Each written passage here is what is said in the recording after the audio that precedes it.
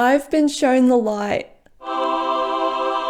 This method of sketching has been shared with me and it has drastically improved how quickly I can pump out designs. Now I want to share it with you.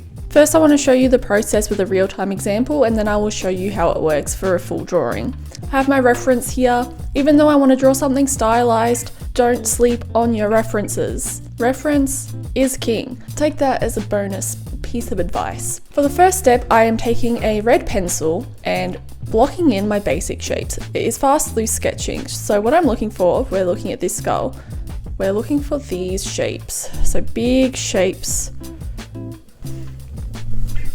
So my big circle, and then I've got my center line here. I'm blocking in the rough shapes of the skull. Just be nice and loose. Don't get too bogged down in the details.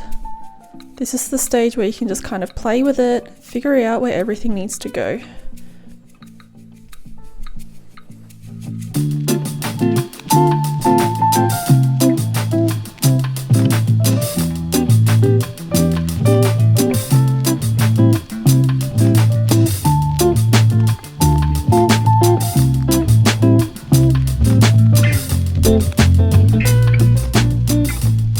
So if I'm happy with how the shapes are coming out and how everything is looking, I can move on to the next step. For us traditional based artists, we can't just go and add another layer on top of our artwork like digital artists can. Or can we? We can. It's called tracing paper. So I just grab my sheet of tracing paper and stick this down on top of my drawing. Think of it as like animation and cells. I'm moving on to a blue pencil so I can see the different layers as I go. So for this layer, it is about cleaning up and defining the actual drawing itself. I can kind of see the shape of everything that I want. So now I can go in and start refining everything a bit more exact.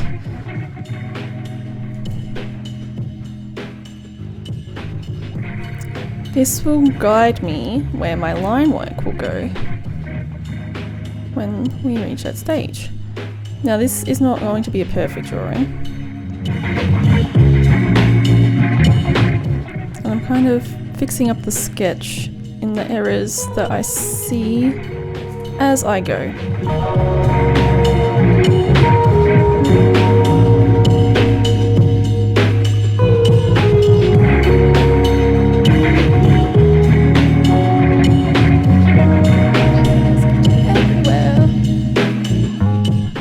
I like to keep my reference nearby so I can just keep looking between them as I go, between each layer.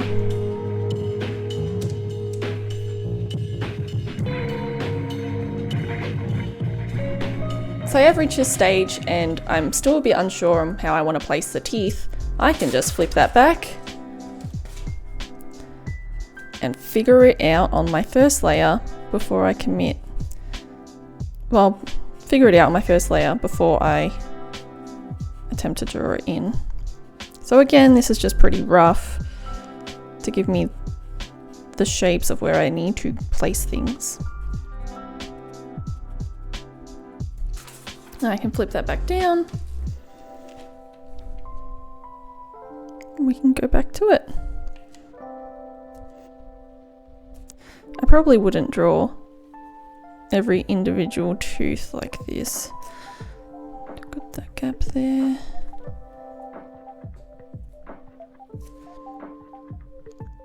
Anyway, so that's nice and roughed in.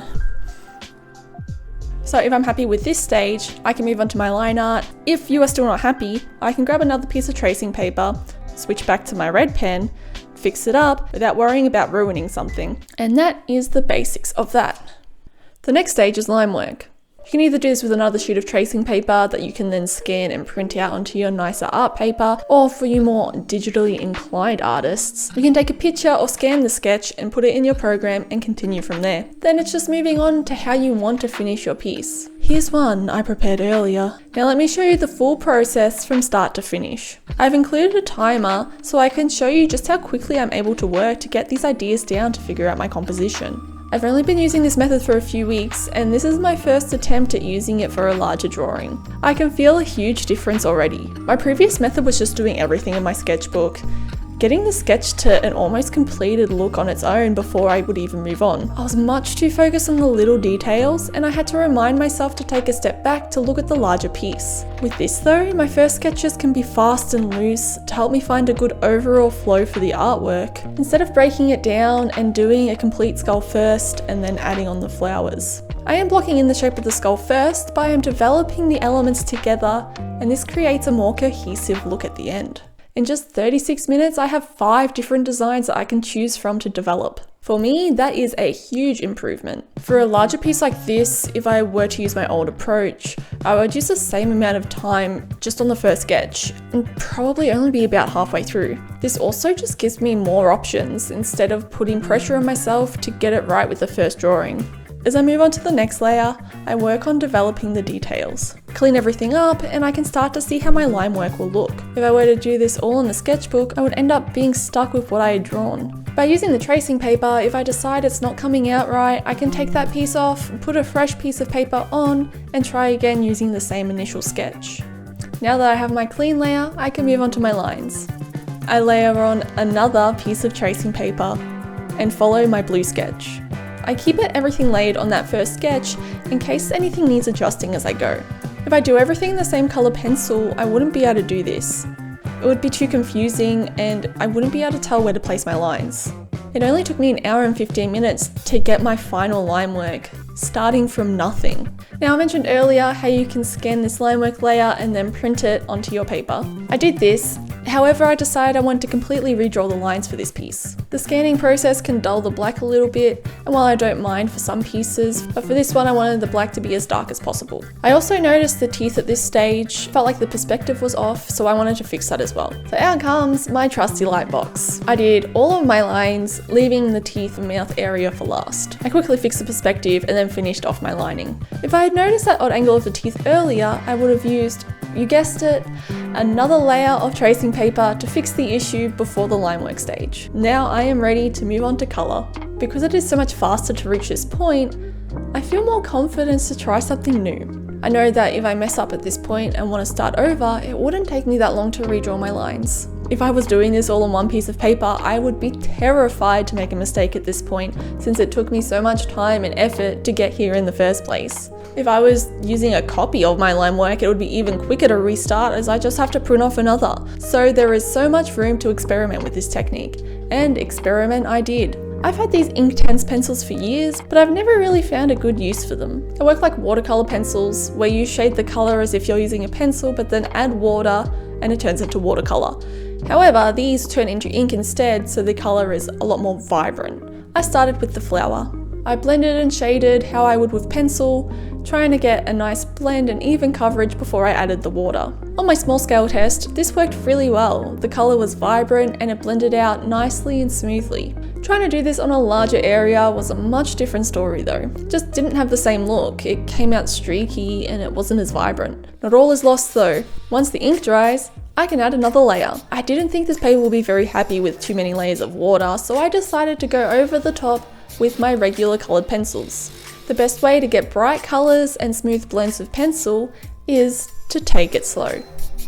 Lightly shade the colours in and overlap the colours to blend. Sometimes it looks like you're not even adding anything to the paper, but have patience. Keep swapping between the colours and build up light layers. I know it can be tempting to add more pressure and just jump straight to the bright colour, but then you lose your ability to blend and it can come out streaky. So I spent a lot of time with these pencils and I wouldn't have done it any other way. The blends came out smooth and vibrant. I mean, just compare the areas that I've gone over to the ones that are just the ink. It makes a huge difference and it really helps to create that finished and polished look that I'm after with this one. I actually think I accidentally found a winning combination. The ink gives me a good base layer, but then the pencil gives me a lot of control. If I were just to use regular pencil, there will be areas of the paper fibers that the color wouldn't reach, and it would leave little specks of white poking through. The base of the Inktense pencils removes that and allows the colors to be a lot more solid. And this is the coloring process that I continued with. After the flower petals were done, I moved on to the leaves and then onto the skull. I wanted to leave the skull for last because I knew it would take me the longest. I knew this not because of the size or the complexity of the subject, but because I was looking for a specific colour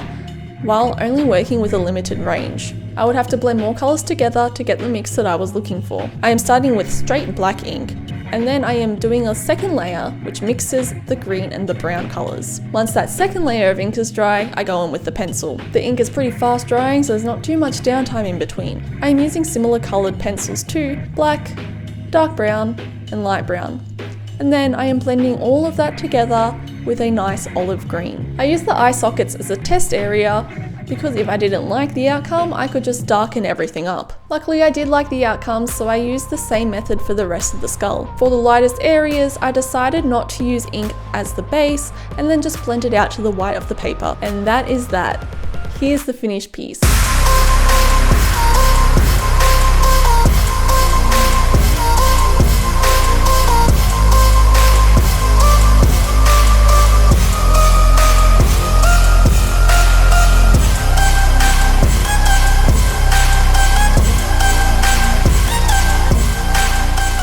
That's about it. See ya.